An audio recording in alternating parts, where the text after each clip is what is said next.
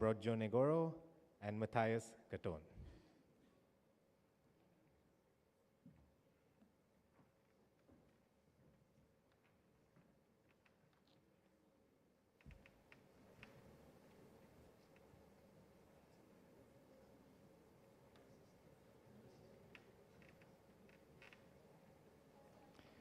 Please give a big round of applause for all the hard work that has gone in this year.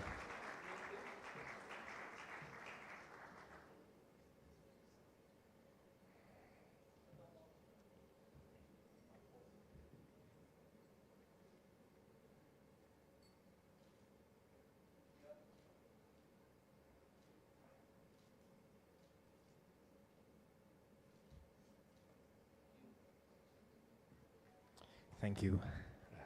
Could I please ask the panelists to remain on stage? So now we move to the panel discussion, which is titled Making Money Work for People Towards a New Financial Order. And on the panel today, we have Hans-Peter Lankes, Visiting Professor in Practice, Grantham Research Institute, London School of Economics, Riatu Qibthiyyah, Senior Researcher, Institute for Economic and Social Research, Faculty of Economics and Business, University of Indonesia, Amar Bhattacharya, Senior Fellow, Center for Sustainable Development, Brookings, USA, Bambang Brojonegoro, Professor, Faculty of Economics, University of Indonesia, and to chair the session, Dr. Ashima Goel, Emeritus Professor, Indira Gandhi Institute of Development Research, India. Ma'am, over to you. Thank you. It's wonderful to see how productive all the task forces have been and produced the communiques in 8 months. A lot of work has gone in. And in this panel, we'll discuss some of the major issues. I think what the task force focused on was how to increase the quantity of finance, reduce its price, and make sure it actually occurs, the implementation aspect, and how this can be done through public money, through private money, and through financial innovations. So the detailed points you will see in the communique are around this, around achieving these outcomes. But overall, as our compeer said, I think finance underlines all the task force topics, because unless there is finance, nothing much will happen. And yesterday, the Sherpa had also emphasized this. So I think that there is movement across successive G20s, which makes it feasible that real change will happen because of the urgency, climate change, meeting SDG goals, the huge civil society pressure that has built up for reform of the international financial architecture, and also I think a movement together of the different groups and positions. Earlier, developing economies used to emphasize development, SDG, while currently advanced economies have been talking about mitigation. But I think there's a realization that you need, that both of these go together, that development, actually, it's the poor that suffer the most when there are problems. And therefore, the positions are coming together. The other issue was that developing economies always ask for public money, but now it is about public money being used to leverage private money. And that creates opportunities for a lot of business in the other countries around the globe. So it should be a coming together which makes something more feasible, and we should actually see things happening. So I think I'll start with Professor Bambang, because he was instrumental in the Indonesia G20, was instrumental in putting reform of the international financial architecture as a topic to focus on. So how do you see the movement over this period? Yeah, thank you very much for being part of this panel. So let me try to evaluate what we have done in terms of MDBs reform from the T20 Indonesia last year and continuing with the T20 India this year. First, I think I'm very satisfied that you can read in our Task Force 5 communique that India already set up kind of independent expert group to advise in MDB reform. And I believe this team or this group will have close connection with the MDB reform working group under the G20. I believe under the finance track of the G20. So if that's happening, I think it's a good start. It's a good sign that there is a strong willingness from the G20 members, especially of course from the G7, to start doing the reform of the MDBs. And of course, we hope that our think tank community, T20, can also have voice through the independent expert group towards the MDB working group under finance track of the G20.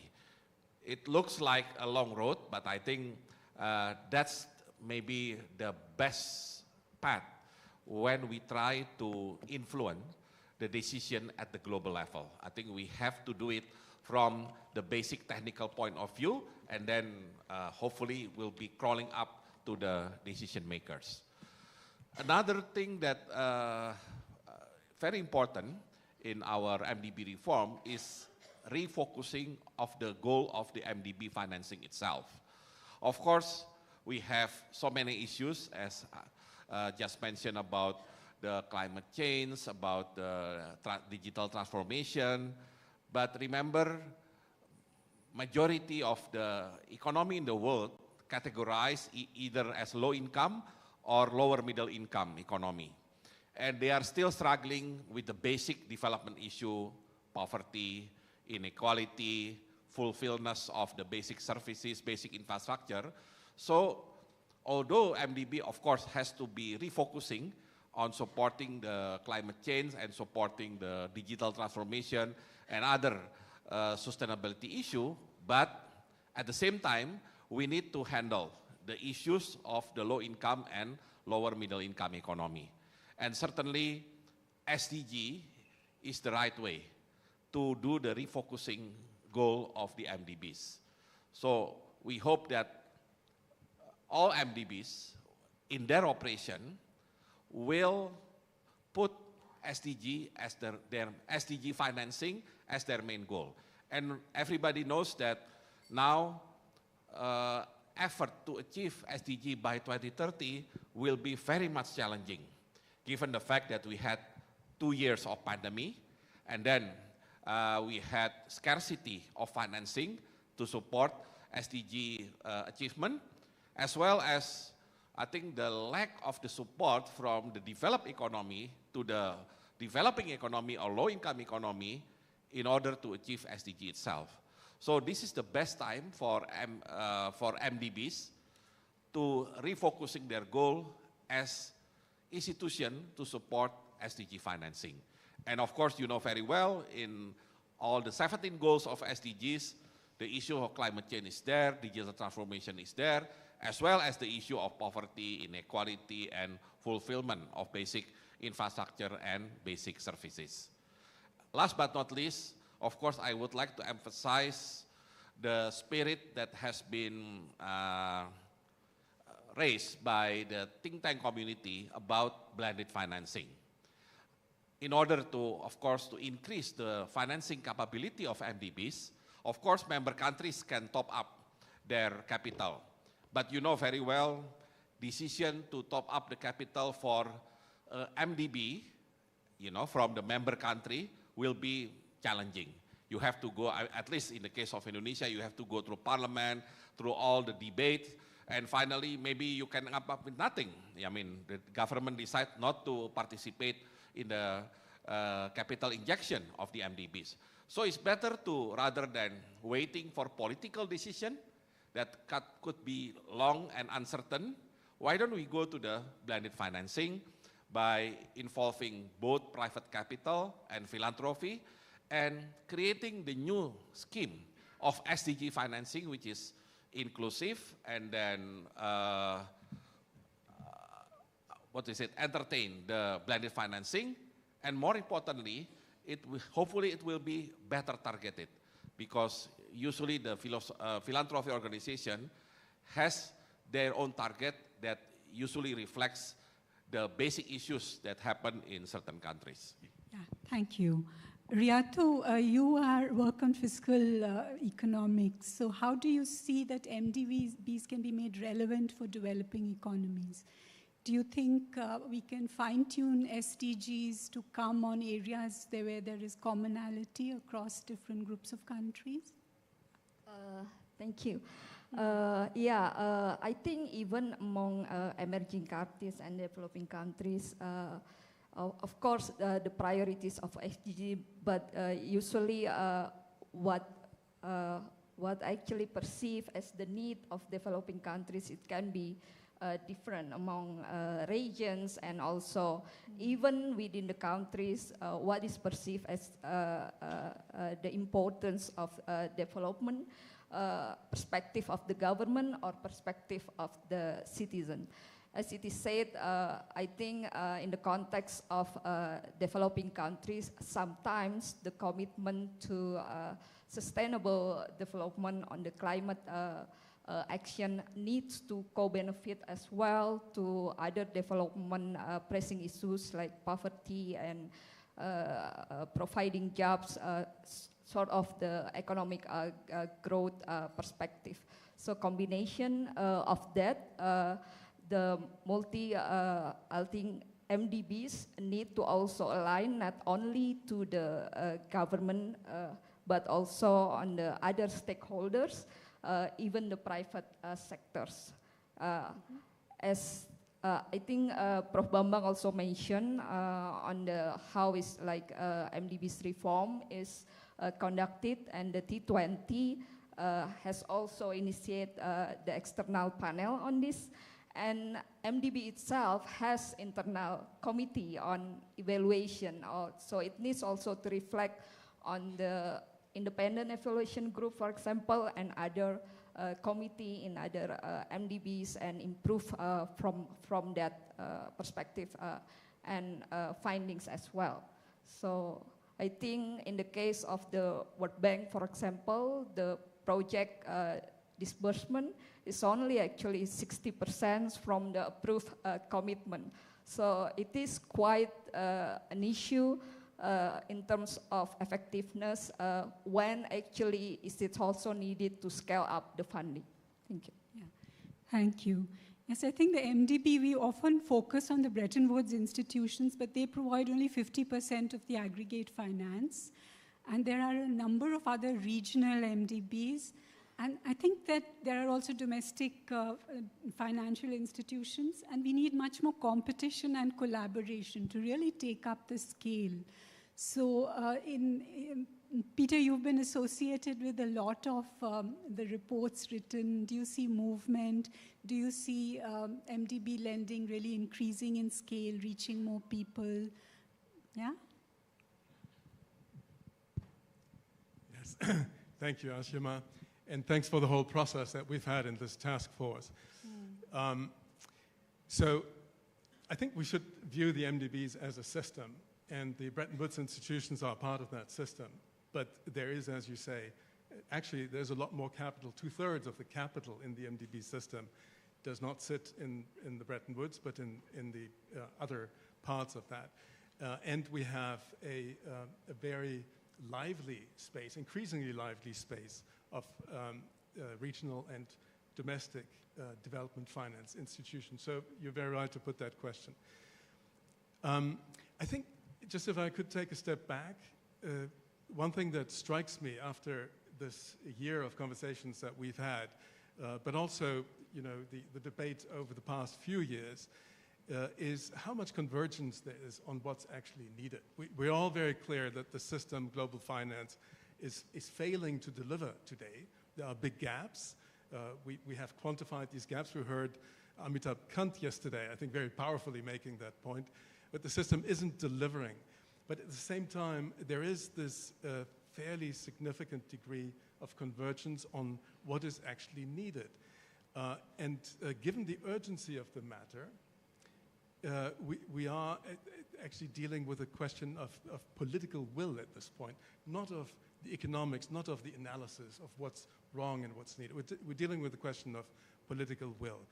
And one of the lowest hanging fruits is the MDB system, in my view. If you look at the report by the independent expert group, N.K. Singh, Larry Summers, that came out just a couple of weeks ago, it's very clear that the MDBs can be a very big part of the solution. They're not just a marginal player. They can be a very big part of the solution. And what they require is a better use of their existing capital. And we have a range of ideas for how that might happen. They require what the report calls augmenting capital through innovations that, for which there are precedents, like using hybrid capital, like using guarantee structures that can be leveraged up, like the Asian Development Bank is now exercising. They need fresh capital, and this is where you get some resistance from, especially G7 countries that feel that they will have to foot the bill. But in fact, there's a lot that can be gained for each dollar invested in these MDBs. The ability to leverage up the capital is quite significant. So there is a lot of value for money to be had. And then through helping to mobilize, catalyze private flows of capital. And there's far too little that's happening today, but we understand that the MDBs actually have the power to considerably increase. There are some very good precedents in the system for how to increase mobilization ratios, how to enable the private sector to invest with and alongside of the MDB system. So it's fairly clear what needs to happen. How do we get the political will behind it to make it happen? Is it political will, or is it changes in procedures, the board? And the board shareholders comprise largely G20 countries. If they agree and the board is behind changes, so I mean, there should be a realization that this will benefit every country. So Amar, you have been involved in the process also and written some really widely quoted reports. You've also been talking about the necessity for investment in infrastructure. But over the years, very little has actually come forth. So now, do you think that we can have some movement, and how? This bringing in private finance, because yesterday Amitabh Kant gave the figure of $7 trillion for the globe as a whole. And he was quoting $350 trillion private money, 150 with institutional investors, pension funds, etc. So if we can bring that in, now the MDB system, if it is financed, infused with more public money, can that be used to leverage more of this coming in? Then 7 trillion seems very little compared to 150, but really tiny compared to 200 billion or whatever the MDB system is doing. So how can it be scaled up? Thanks, Ashima, and like Hans-Peter, let me express, and all of us express our appreciation to your leadership and to Deepak, who's not here. But I did think we had a very productive year, so thank you. Thank you very much for that. So I do think that we are at a critical moment in time. India's G20 presidency comes actually at a very, very opportune time to make a big change. But it is difficult. The political economy argument is important, but there are tremendous opportunities right now. And on the scale and urgency of the challenge, so the 7 trillion that Amitabh mentioned is for the world at large, but the G7 countries don't have the difficulties of mobilizing the finance. So it's worth focusing on the finance that is necessary for emerging markets and developing countries. And in the analysis that we've done, we look at both what is needed for SDG finance, what is needed for the climate finance, and they are actually very, very interwoven. And in the report that, the recent report by Dr. N.K. Singh and Larry Summers, we argue that we need to step that up by 3 trillion by 2030. So it's a big step, but it's not an unreasonable step when you look at the possibilities. So where is this money going to come from, this additional 3 trillion? And we argue that the bulk of the financing has to come from the private sector not because, there's failures in the public sector, but because that's where the opportunities are. And as Amitabh Kant again pointed out, there is large pools of private finance that are available that can be deployed. But in order to do that, we need 3 or 4 big pools of finance to work together. First and foremost, we need much stronger efforts on domestic resource mobilization. The bulk of the financing that we are talking about will come from domestic resource mobilization, both public and private. And at the moment, there are lots of things that I would say that need to be done in order to unlock that. Second, the MDBs are indeed the ignition key to turn the system, because they provide low-cost finance and because they operate on both sides, helping with the investments and helping with the financing.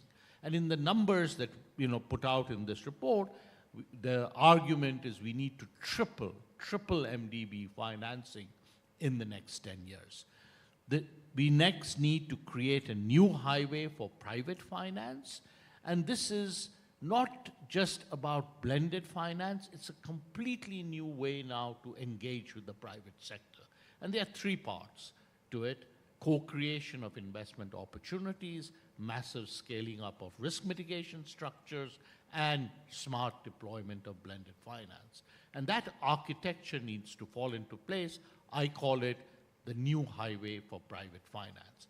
And finally, we must not forget that we will need significant amount of concessional finance, debt-free finance, especially for poor and vulnerable countries, and especially for managing the transition.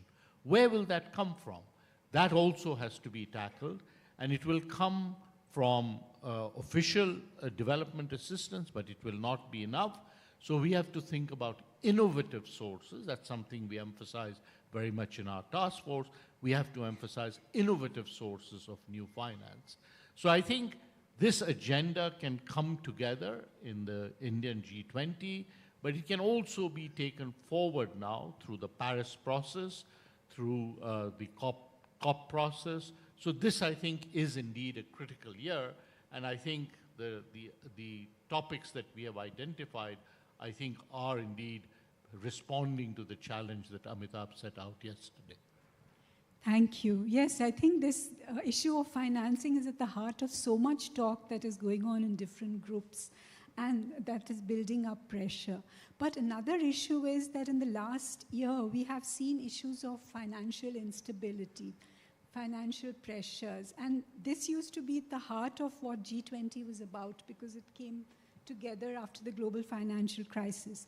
But in the past few years, the idea was finance is stable, enough reform has done. And it was quiet. This issue was not raised in G20. But again, we are seeing, and there is a piecemeal approach. Earlier, the focus was on banks because they were regarded as the origin of tensions, then money market functions, outflows during the pandemic, so do something there, then pension funds in the UK. But over the past decade, we have seen a lot of volatility of flows coming in and going out with global risk on and risk off from emerging markets. And the global economic prospects tells us that 50 emerging markets grew this much lower rate compared to the previous decade. So there was a real cost there. And now it is emerging market growth which is pushing global growth. So advanced economies also suffer. So there's a necessity to protect emerging market growth. And is financial regulation an answer? Because in emerging markets you have broader financial regulation. What happens is with the piecemeal approach that you're ignoring the basic principles, that there's asymmetric information, excess volatility, that if you over-regulate one part, pressures will come out in another part. So you need micro prudential regulation for the financial sector as a whole. But the NK Singh report, I remember one sentence there, where they say that one of the tasks would be to reduce regulatory pressures in emerging markets that prevent firms coming in. So Amar, do you think that we are over-regulated, under-regulated? What can we do to reduce volatility from source countries? So there are 2 sides on the regulatory issues. Well, first of all, your fundamental point, which is that emerging markets and developing countries are hit with financial instability, and that affects, it affects risk premia domestically, but it also affects the flow of private finance.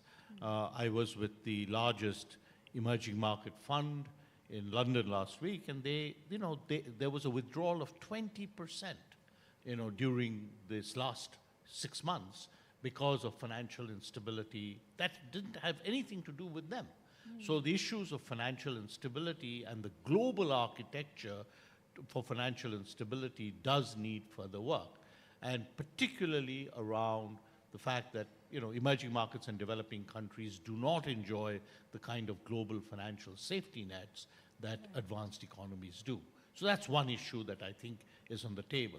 Second, in response to that, emerging markets and developed countries appropriately should be able to use macro-prudential tools that protect them. But it doesn't completely protect them. We see that in the form of instability. On the other side, we also know that regulatory norms in the international financial markets, Basel III, INSOL, and the like, are a tremendous dampener on long-term investment into emerging markets. So that agenda also needs to be pursued. And the final part is that the alignment of finance, the issues of taxonomy, also needs to be aligned if we are to get sustained flow. So indeed, the issues of instability are very much interlinked with the issues of raising the flow of finance. Right. I think it's a major issue which is not well understood, that this volatility actually raises the cost of borrowing, and regulation that can reduce volatility can reduce the cost of borrowing, because emerging markets, the cost is 4 to 8 times that for advanced economy because of this perception of risk. So Hans-Peter, how do you think we can have effective de-risking cost of borrowing for emerging market, apart from a repurposing of regulation, relaxing in some and tightening in some other spheres and countries? What else can happen? Let me perhaps pick up specifically on the question of volatility, because volatility has a price. And your paper, Ashima, for the policy brief that we have is actually an excellent analysis of that. And there are some other papers about this topic. So you can put a price on volatility, in fact, on excess volatility in the currency markets. And that price then shows in the cost of capital for emerging markets and developing countries, and it becomes a big barrier to the investments that we need to happen in these countries for the SDGs and for the climate. So in the Paris summit in June, this was actually highlighted as one big issue. The World Bank, IMF, and TCX, which is a specialized fund, were asked to come up with ideas. And I know they're working on those, but the basic idea here is that because there is excess volatility in these markets, you can probably offer cheaper solutions to hedging for these at a systemic level. And what's important there, and we capture that in our task force conclusions as well, is that we find a way of pooling risk across many countries, rather than having, as we do today, sort of fragmented approaches to hedging, which end up being very expensive. But if we find a way of pooling this risk, it turns out that becomes a much lower cost than the markets expect today. And that could be quite an important contribution to a more stable guidance on expectations in these markets and bring down the cost of capital. Yes, absolutely. I think if you look at the data, then emerging markets, the perception, the kind of risk premium built in, you don't actually see that level of depreciation. And over time, there should be appreciation as their growth rises in their currencies. So in Indonesia really suffered from outflows of capital during the taper tantrum, and now I think we're running out of time. So if 2 minutes each, if you would like to pick on some issues, Riatu, first you, some issues on how Indonesia suffered from outflows and what can make a difference in reduce this kind of volatility. Thank you. I think in the case of global financial crisis, the taper tantrum, there is not flow from Indonesia, but it's actually manageable still, given that I think we have also experienced before a much larger crisis of the ASEAN financial crisis. So the coordination between the central bank and the fiscal policies is quite close on the ensuring the stability of macro and micro prudential as well. And I think in that context, in terms of macro indicators, we are not much. Even the financial sectors, there's an issue of the systemic risks of banking, but there is now an institutions that also managing that. So I think the policy making have learned also from the past, although there is political issues still manageable at that time. Thank you. Yes, that is a very important point, that you need to improve domestic policies as well as global safety nets as well as regulation. Bambang? Yeah, just like to emphasize that the good thing about Indonesia macroeconomic management is we always put macroeconomic stability is our top priority. So at least it helps when there is a global issue like the high interest rate, possible outflow. But because of the stability, because we emphasize on the stability, then the impact still can be mitigated by our domestic policy. For the domestic policy itself, I think Indonesia still needs what we call financial sector deepening in order to attract more inflow and reduce the outflow. Because, for example, now our debt to GDP is still considerably low for economy like Indonesia, but our loan to deposit ratio is already close to 100%. So it means that we need financial sector deepening in order to enhance our stability when it comes to the dealing with the potential outflow because of the high interest rate everywhere. Right. I think in India the experience is that you need financial deepening, but you need to go slowly and develop different parts of the market. If any one part is there too much of inflows, domestic market is relatively low, that leads to problems. Now we need questions from the floor also. So what I'm going to do is pose one question, and then which is about how can G20 make finance fit for purpose ultimately. And my own answer is that we need to focus on both inclusion and innovation. And the kind of technological change, the improved data, one reason emerging markets have more volatility is there's less information about them. But this is the big data age, and I think institutions that make more data available can help reduce and also create inclusion because there's more data on emerging markets. So this question, I will ask each of you to sort of finally your closing remarks, and then we'll ask for questions from the floor. And you can please introduce yourself and say whom your question is addressed to. Yeah, please.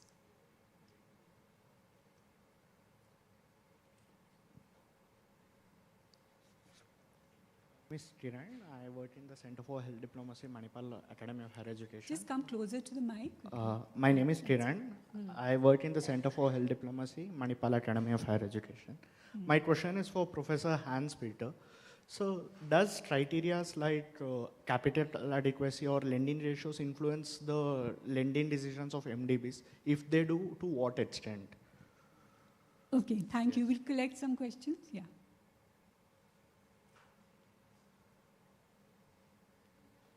I'm Dinkar Srivastava from Vivekananda International Foundation. My question is for Dr. Amar Bhattacharya. As you, sir, rightly pointed out, that the bulk of the resources for energy transition will have to come from domestic sources. That's the case with India. Renewable, I think, $10 billion over 20 years period was the Indian investment, and the FDI was just $350 million, which is not even a drop in the bucket. Now the issue is, and I wonder if there are studies available, it's not simply the question of risk perception. I don't think there are very high risks associated with Indian economy. The issue is what will the private equity or lending will come if there's profitability, which will come only if the tariffs go up. So, and if the tariffs don't go up, because many of these countries, developed and developing countries, electricity sector, power sector is heavily regulated. Then there will be no money. We can talk of, $350 trillion, but that money will come only when there is a capacity to absorb higher tariff. So I would like to have your comments. Thank you. Thank you. Nagesh.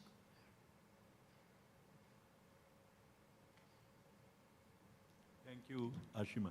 I think it was a very interesting discussion on finance, and I really enjoyed all of these points made. My question is directed to Amar, who mentioned that we need innovative financing solutions.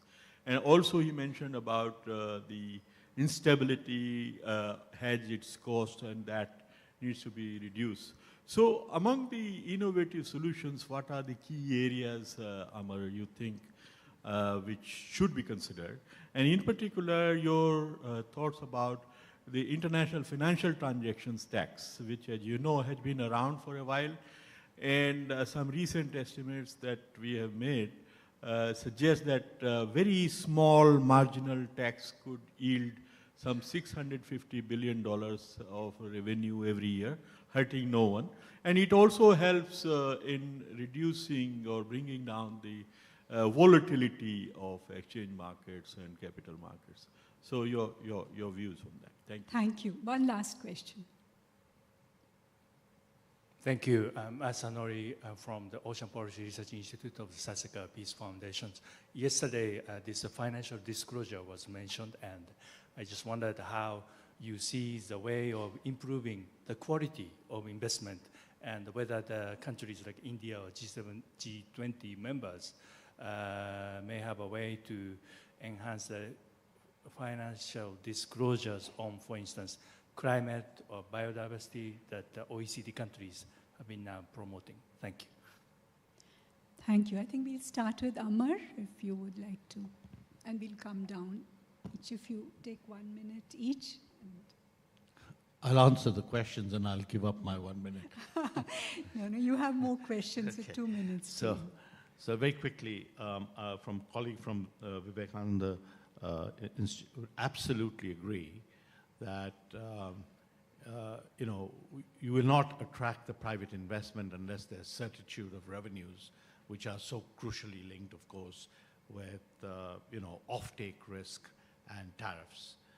So we need to create, in some sense, long-term commitments on the basis of which we can get long-term finance. There's no other solution. And what we are pushing for are platforms on which we can get that kind of a commitment and on which flows of finance can happen. They are being called just energy transition partnerships.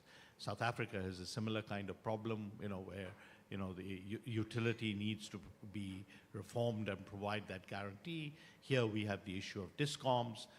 In Indonesia, there's issues around PLN. So it's a common issue across countries that has to be tackled if we are to get that scale of energy transition. But what we want to do is create an incentive structure for countries to actually be able to tackle it. It's complex in India, given that this is a state issue, but it can be done. So that commitment has to come, and with it, then private flow of finance will come. Second, on Nagesh's questions of innovative finance. So yes, financial transactions tax. Actually, France has pushed this very strongly, as you know, and the US and the UK have blocked it equally strongly. So we do not have an agreement on this internationally for the longest time. Yes, it has great potential, and I hope that you will continue to press it, but the politics is still not yet ripe. So there are other areas where the politics are ripe, and I'll just give a quick listing of those areas. So I do think that we have good potential for better utilization of SDRs, and it is happening because it's creating a lot of low-cost finance. We have scope for compliant and voluntary carbon markets to provide quite a lot of resources, especially for priority needs such as loss and damage. Equally, debt swaps, debt for nature, debt for climate swaps. And in Paris, the one issue that is innovative, but that also tackles directly the climate aspect, is global taxes on sectors that are relatively untaxed, especially aviation and shipping. So in my view, we have to look at all of the options given the scale and the urgency. Let me stop there. I'll give my thank you. Ashima, you have to help me because I didn't fully understand the first question. Can you just repeat the question for Hans-Peter quickly? The question was there are criteria like capital adequacy ratios and lending ratios that the MDBs are rated on.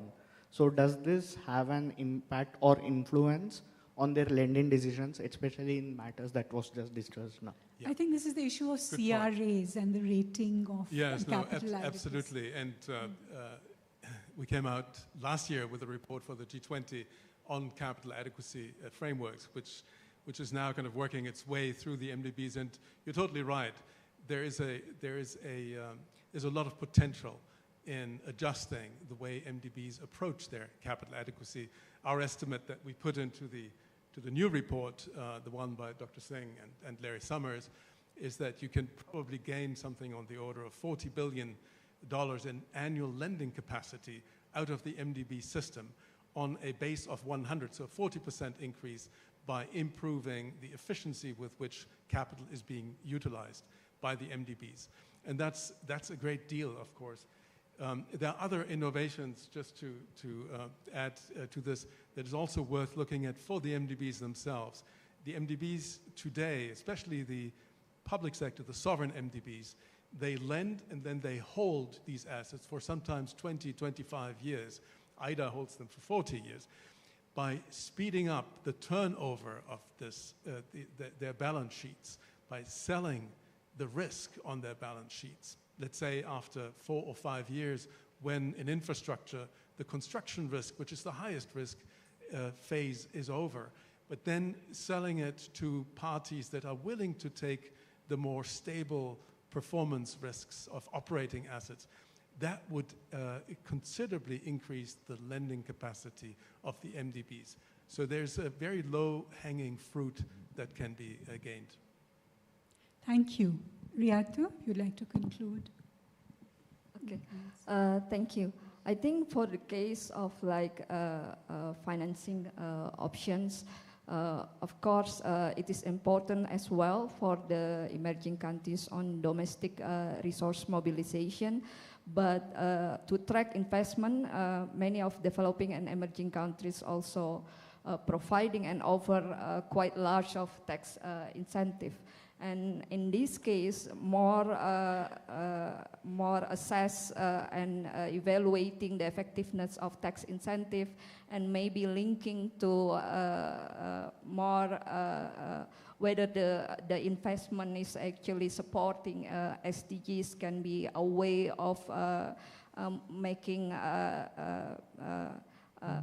not quite reducing potential loss of the tax revenue, but at the same time can also benefiting the emerging market with attracting good investment. Okay, thank you. Yeah. I think the goal of MDB reform in general is enhancement and improvement of development financing. So that's why I prefer to have the kind of the solution for MDB reform with the main theme is mainstreaming blended financing, because it hasn't happened. I mean, we have discussed a lot about that, but it hasn't really happened in the reality. And this mainstreaming blended finance has to be supported first by refocusing of the development financing goal, which is SDG financing. Second, by optimizing the role of MDB, especially on the risk insurance and private financing. World Bank, for example, already has MIGA and IFC to doing that. And now the question is, can they scale up, massively on those two areas? Last but not least, of course, the needs for the consortium of development financing. So any single MDB cannot solve the development financing need of a country or even a single country. So for a single country, then there is also a need for the consortium among the MDBs, between MDBs and also the bilateral development agency, plus of course private sector, philanthropy. So at the end, then we trying to solve the issue of a country rather than just thinking about whether any single MDBs can fulfill their own program. Thank you. Yes, thank you. This is very, very important. The country view for the country as a whole, country plan that a contestable system of MDBs tries to fulfill. But I think the questions here were about capacity in emerging markets. So just to give an example of this debt for nature swaps, this requires money to come in for maintaining the environment, but it requires much improvement in measurement on the part of emerging markets. So it's both parties. This is the coming together, that everyone has to contribute and everybody benefits from some of these innovations. And for blended finance, the new thing is blended in programs or investment, where a number of different parties come in and they have different kinds of risks. So the risk allocation is such that returns are better, costs fall, and this whole thing can and should be scaled up. We hopefully should see that happen over the next few years. Thank you. So a big hand for the panel, some excellent points.